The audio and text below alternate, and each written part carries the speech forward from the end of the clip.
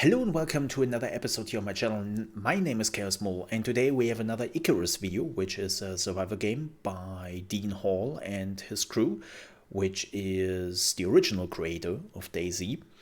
And the game is not out yet, and unfortunately there's also no playable beta, demo, early access or whatever. We only have the dev live stream, which you see here in the background, and this is the second one where they show the deep dive into building and then the destruction of said building through weather effects, fire, and many other things. It's definitely fun to watch. You should do it. You can check it out on their official channel, or you can watch the reaction video of me. You'll find that down below in the description. But what I want to talk about today is one of the reasons why I'm looking forward to Icarus and why I believe that this game could really one of the next bangers when it comes to survival games. I said it before, I think that survival games became a little bit stale and a lot of developers are just running down the mill like the usual survival games where there isn't really any innovative in it. And it seems like that Icarus is not trying to go that path. They're really trying to be something special, and you can already see that one of the weather effects going a little bit crazy here, but they're still working on it. And weather is definitely one of the big things we have already been talking about. But today I want to talk about the building you see here in the background. And the reason for that is pretty simple. A lot of the survival games out there have really bad building mechanics. They're not fun to build. It's not easy. It's super complicated, more than it needs to. And you have more than one moment where you bite into your table and you're like, oh, why is this not working? And then you realize it's just a bad UI or bad design sometimes. And so far, Icarus seems to be really good at that. And we don't even have to go that far when it comes to really bad building. I know that some people will immediately say, oh, Fallout 76.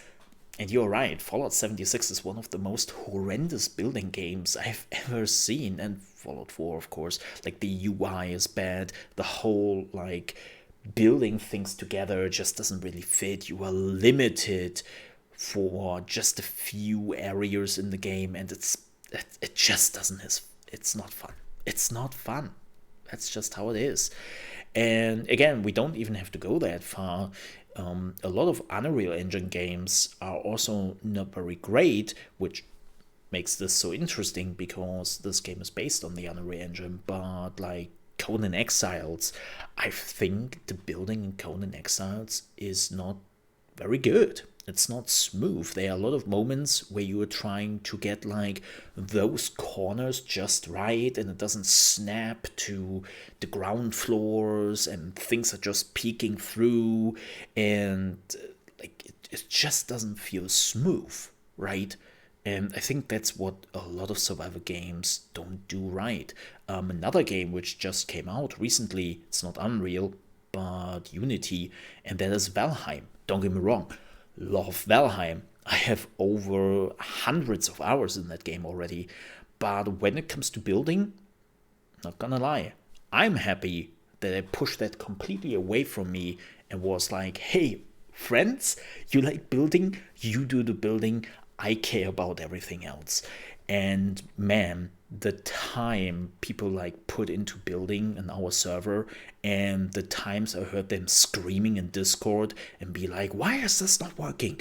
Why does this not work? And they're just super unhappy with how the building works in the game. It's not fluent, it's not really smooth. And it seems like that Icarus is finally doing something about it. Like you can see the interface, you can see the items snapping together smoothly. Sure, things collapse, like in a lot of other games, which is completely fine. Like you have to think a little bit about what you are actually doing and how you prepare the weight you will put on the house you're building. And they have said it in the game. There are multiple ways how you can improve the weight the house can carry, and there are also things which might impair your house, like snow or sand, which might build up on the roof of the house, and then the roof might collapse, or something a lot of people have learned to love and hate at the same time are the trees in Valheim, right? When a tree is falling over, you can get killed by it, or you can kiss your just new house goodbye, and something similar can of course happen here in Icarus. And that makes you think a little bit more about where do you want to build your house. Another thing they showcased a little bit later is burning. Like if you were building a wood house and you are on fire, not even the house, but you are on fire, and you are running into your house when you are on fire, you set the house on fire. So those are all like little things which make the building really interesting, because it makes you think in advance. It feels smooth, the AI looks good, and it seems to go quick, which is very important in this game, because one thing you shouldn't forget is, you can see it right in the middle of the screen, there's a mission timer now. So at some point you have to leave. So you don't want to sit here for hours and days to build your house, and then just to realize, oh, damn, this doesn't work out, or this takes hours, this might take days, just because the interface is not reacting properly. So yeah, that they make this smooth as possible is very important, because if they wouldn't do it, then for the 24 hours you have for a mission, you would sit here for 12 hours just building your house, not because you want to, because, well, the interface is not just responsive, and the whole house building doesn't feel responsive. So great on them, it looks fantastic. We can actually jump a little bit ahead, and you can see what they have built in just a few minutes here. Of course, you need the resources, but they didn't use any developer cheats. Like, you can see how they're going into the woods and getting like all the resources they need, and what they have built in, I think, just like 30 minutes or 40 minutes or something like that. And that's great. And I really hope that the same thing is true for players, right? That they can just jump into the game, opening up the UI, and start to build their dream house, if they have the resources, of course. And it just works. And I don't have to sit here and just go crazy about it and be like, oh my god, I hate this game and building. Like, that's how I feel in a lot of survival games. Unfortunately, this is not me overdoing it. This is like literally me sitting here and be just like. So yeah, I hope that it plays exactly how it looks, how it feels. And again, you have to think ahead with all the weather effects and which materials you're using, like if your house can even support the weight you're putting on it, which is probably a very interesting progress a little bit later. And there's but just one question I'm really curious about, and that is, what is happening with the house when you are done with a mission? Like, as far as we know, there might be a possibility that you can come back to the area. They have said they could do it, but I don't think they have yet.